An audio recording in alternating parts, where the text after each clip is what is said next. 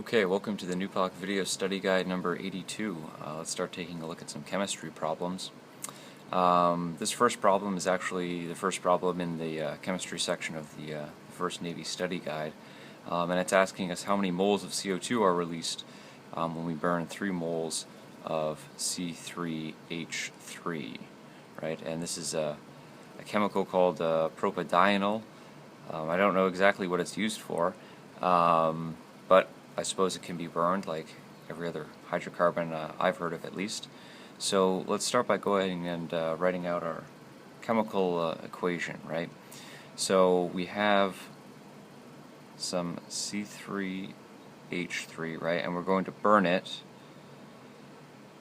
in a high oxygen environment, so we have some O2 being added, and that's going to yield some CO2 and probably some water vapor as well, right? So when we go and balance this equation now, we can try different leading coefficients on the C3H3 molecule and then try to balance it with all these other terms, right?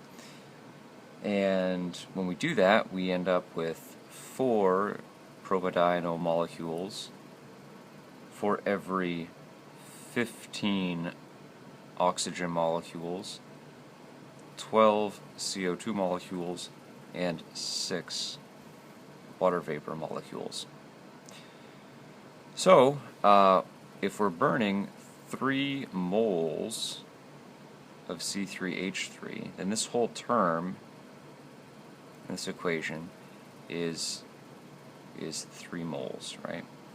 And we know for every 4 molecules of C3H3, we get 12 molecules, or 3 times as many molecules of CO2. So that means we're always getting, that proportion will always hold. So for every mole then of C3H3, we should get 3 times as many moles of CO2. So over here we would have 9, or 3 times as many moles, or 9 moles of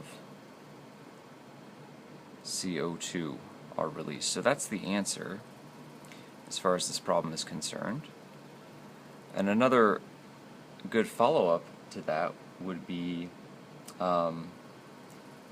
maybe being able to estimate how many molecules that is, right? How many actual molecules of CO2 are there in 9 moles of CO2, right? And even without a calculator, that's pretty straightforward. We know that there are 6.28 times 10 to the 23rd molecules per mole for any molecule, right? Or any particle. So all we need to do is multiply this by 9. So if I take this,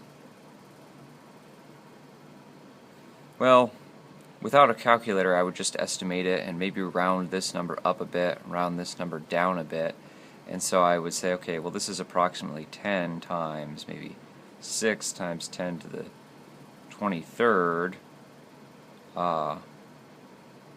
This numbers, the units here are moles, so this is molecules, right? And so this 10 just increases this exponent by 1, so I would say that there are approximately 6 times 10 to the 24 molecules of CO2 released from burning 3 moles of C3H3. Alright, so I hope that helps. If you have other questions about this type of problem, just comment below, and of course be sure to click right here to subscribe if you aren't already, so you get notifications when the latest videos are posted.